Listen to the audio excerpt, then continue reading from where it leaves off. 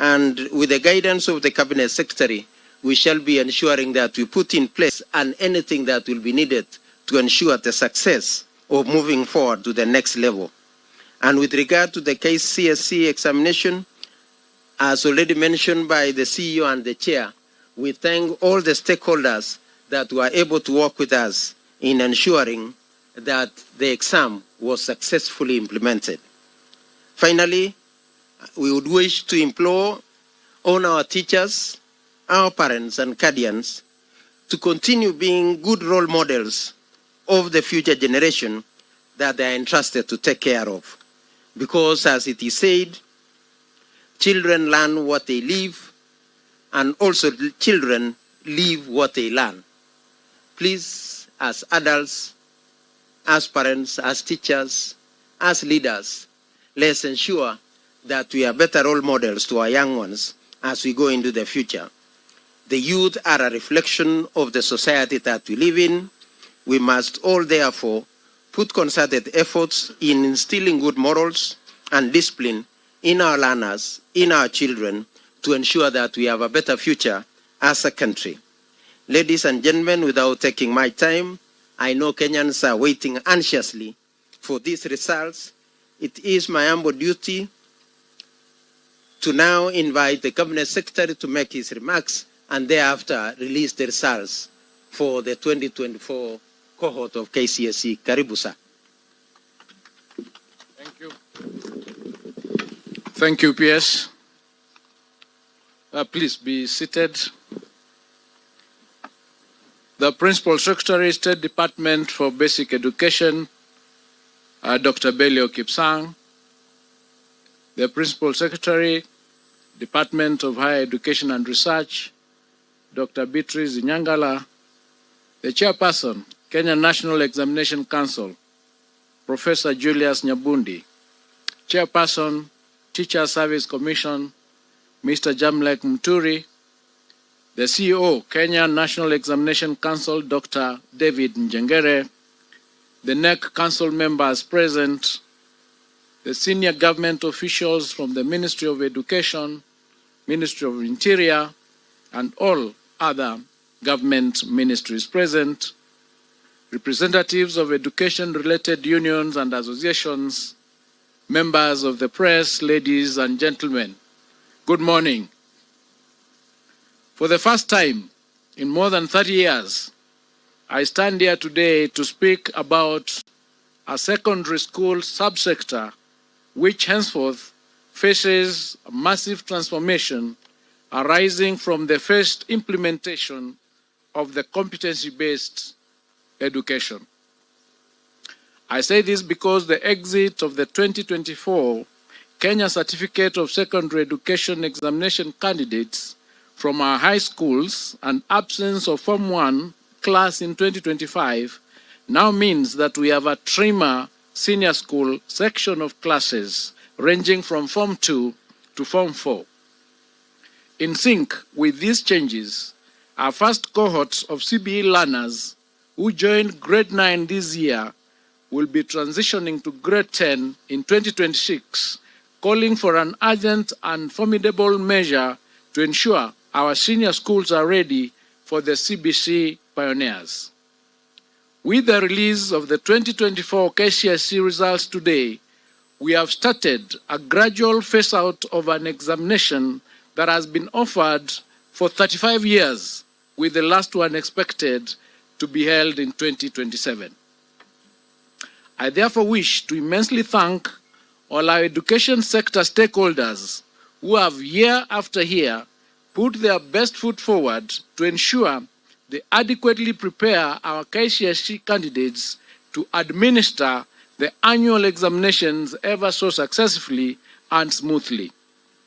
Today, we are releasing the 2024 Kcse examination results for the 962,512 candidates, all of whom we have cleared to join various higher learning institutions to pursue careers of their choice.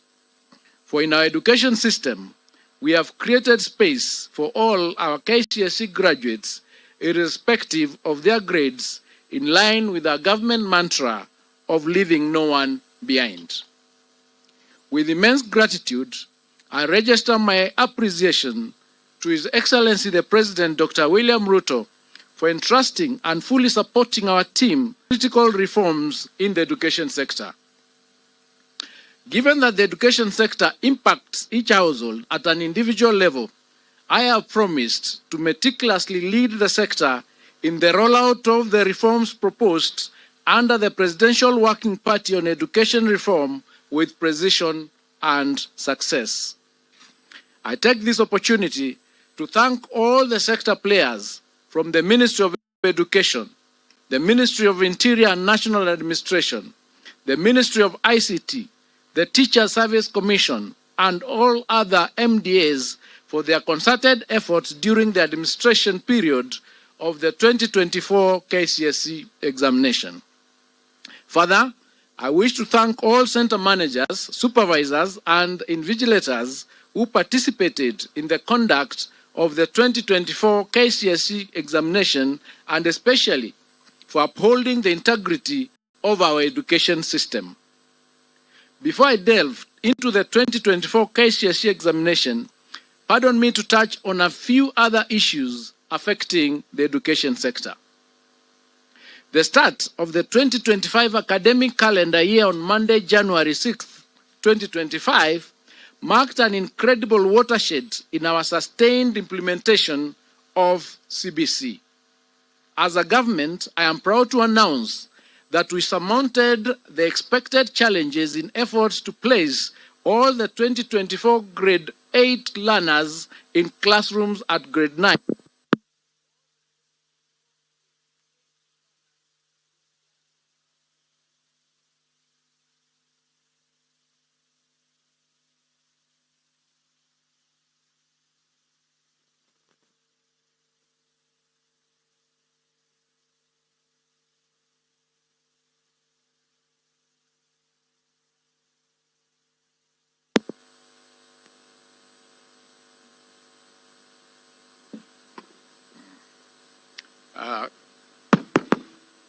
Thank you. I think I should take that again.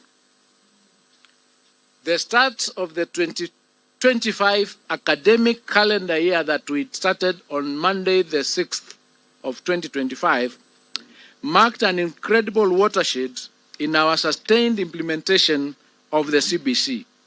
As a government, I'm proud to announce that we surmounted the expected challenges in efforts to place all the 2024 grade 8 learners in classrooms at grade 9, the highest level of junior school.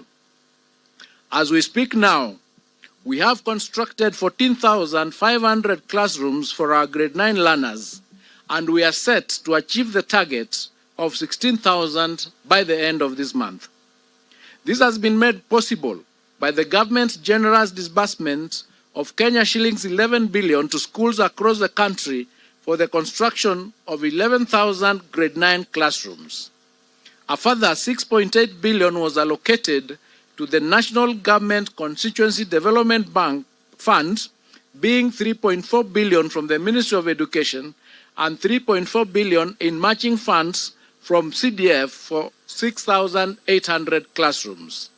Further, the 18 constituencies in Nairobi have been allocated a total of 1 billion Kenya shillings for infrastructure development through the National Government Constituency Development Fund.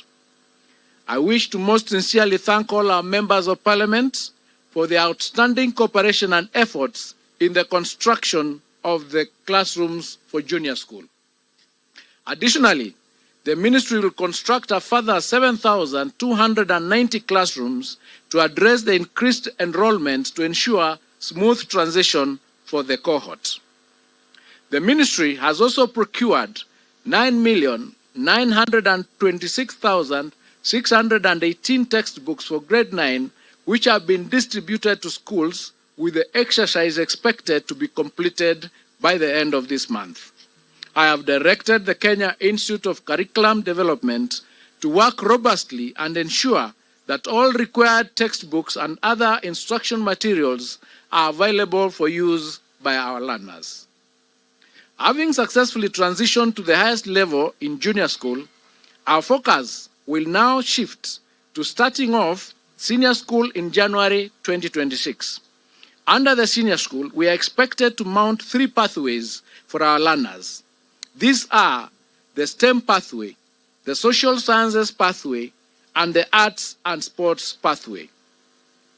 As part of our preparations, we have already worked on guidelines for the transition and placement of learners to grade 10. To ensure that all key players have taken part in the formulation of the guidelines, we will be subjecting the draft documents to a stakeholder validation exercise from February 2025. The Ministry of Education has noted with great concern a disturbing situation where some senior schools are returning to the banned practice of charging levies. I wish to put it on record that the government will not condone the practice and will take stern action against school administrators who are found to be levying extra charges on parents. I must emphasize that the fees charged in our secondary schools remain the same as was the case in 2024. As promised last week, the Ministry of Education is liaising with the National Treasury to ensure that 48 billion Kenya shillings capitation grants for our primary, junior and secondary schools levels for Term 1, 2025 are disbursed using the data captured under our National Education Management Information System. I wish to state that the government has kept enhancing measures aimed at ensuring high level also consider registering for the July series examination from this year. As part of aligning our examination process with best global assessment practices, the Ministry is working on integrating the use of Orbit readers and phase out Braille machines in the administration of the Kcse examination to candidates with visual impairments. I now wish to provide an overview of the performance of the 2024 Kcse examination cohort. During the 2024 Kcse examination, a total of 962,512 candidates sat the examination compared to 899,453 candidates in 2023. This represents an increase of 64,553 candidates, or 7.19%. Out of the candidates who sat for the 2024 Kcse examinations, 480,310 were male, while 482,202 were female, representing a 49.9% and 50.1% respectively.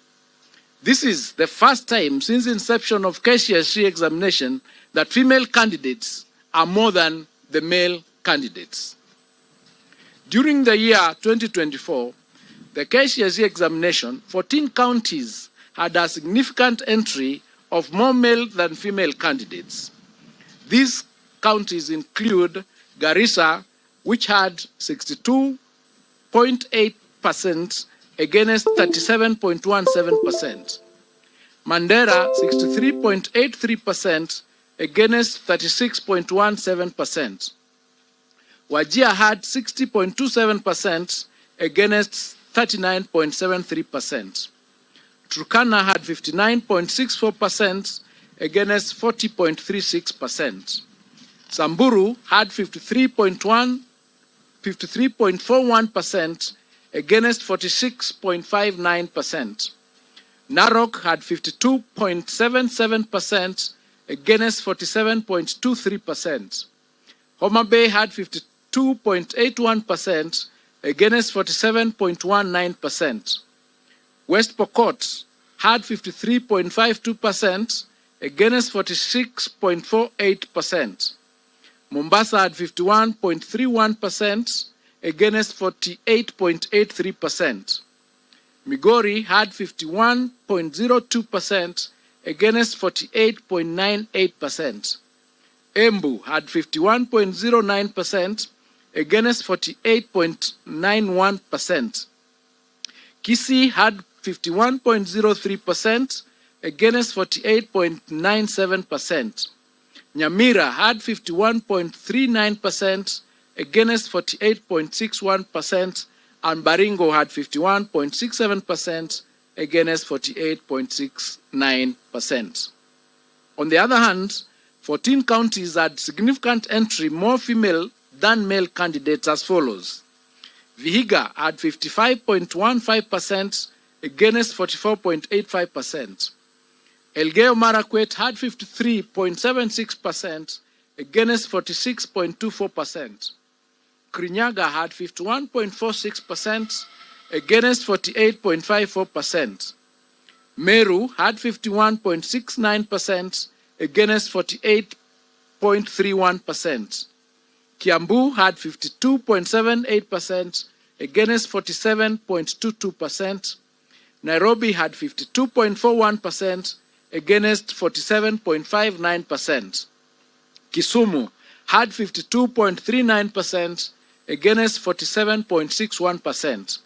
Kitui had 51.14% against 48.86%. Taita Taveta had 51.45% against 48.55%. Kwale had 53.31% against 46.69%. Isiolo had 52.11% against 47.89%. Tharaka Nithi had 52.06% against 47.94%. Kakamega had 51.80% against 48.20%, and Uasin Gishu had 51.06% against 48.94%. The number of candidates aged between 16 and below increased from 16,040, which is 1.776% in 2023, to 20,546, which is 2.129% in 2024. The highest percentage of candidates registered for the 2024 Kcse examinations were within the appropriate age bracket of between 17 and 19 years, constituting 684,765, which is 70.95% of the total candidature. The percentage of candidates who are 20 years and above constituted 22.07%, or 259,861.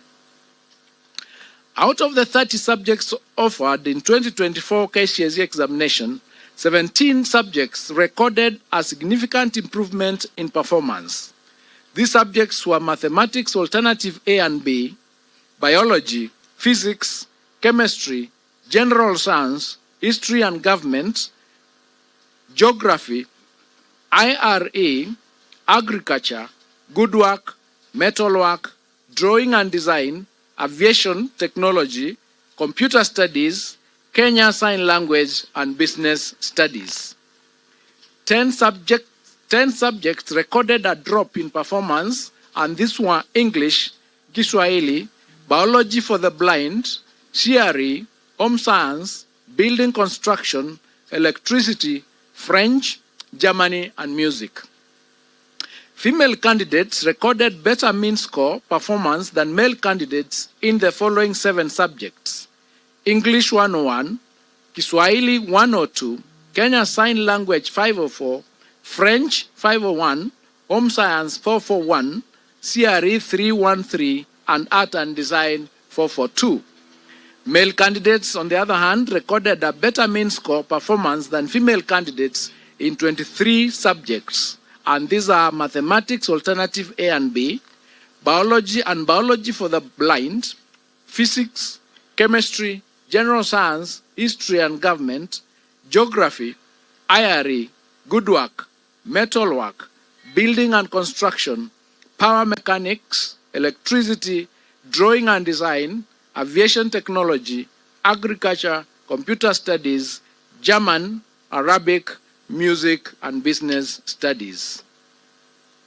As it was in 2023 Kcse examination, the 2024 Kcse examination results have been graded using the reviewed grading system in which the overall grade at Kcse examination has considered mathematics the best performed language among three, that is English, Kiswahili, Kenyan Sign Language, and the best performed 5 subjects.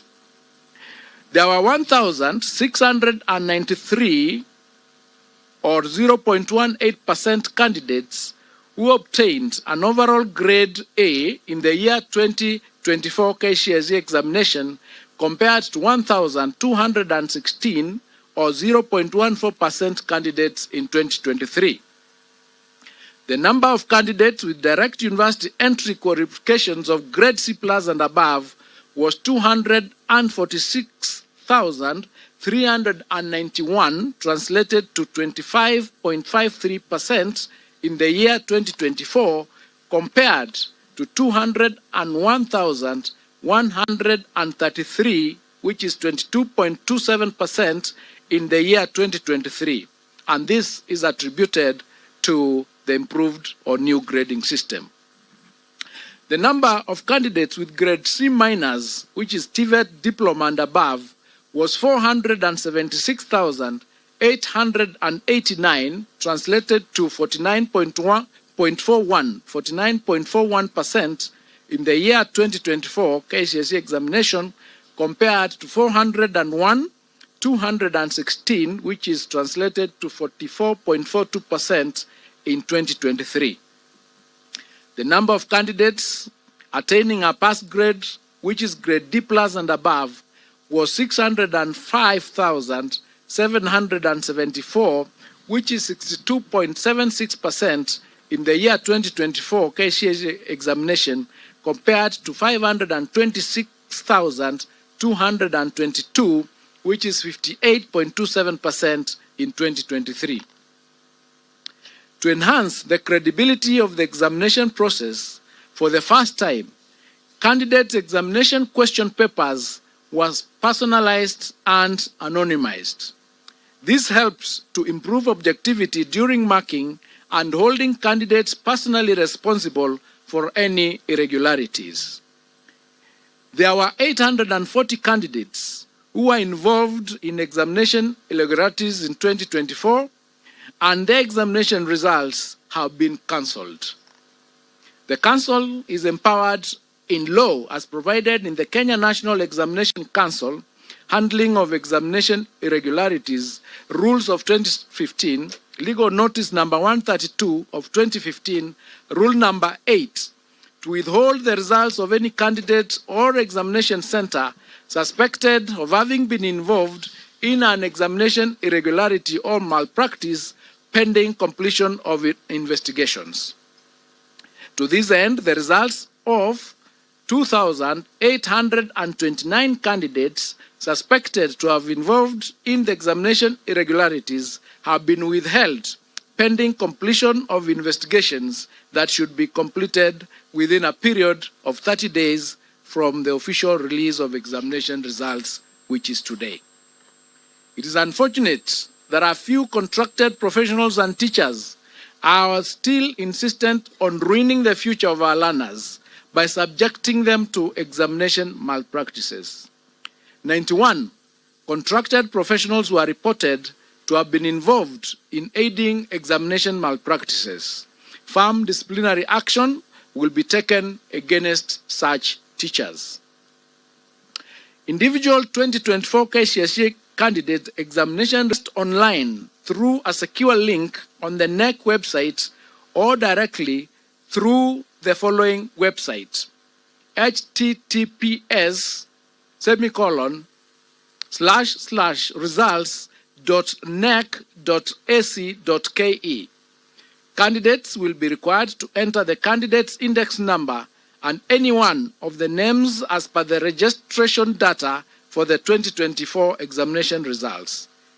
The results will be available immediately after the end of this function. Any candidate with difficulties in accessing individual results is advised to call NEC toll-free number 080-0724-900 or 080 0721410. It is now my humble duty and privilege to declare the 2024 Kcse examination results officially released. I wish all the candidates success in their future endeavors, and I wish all of you a happy new year 2025. Thank you and God bless you.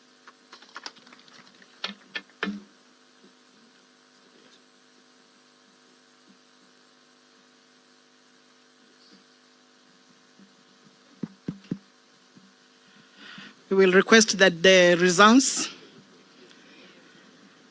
are officially now handed over by the CEO to the chairman, Professor Nyabudi. Then the chairman will then hand over to the PS. And of course, you can see the PS higher, handing over also and ready to receive to the CS. Can we put our hands together to appreciate that gesture? Thank you very much. And now we are ready to transition the learners to their next phase of life.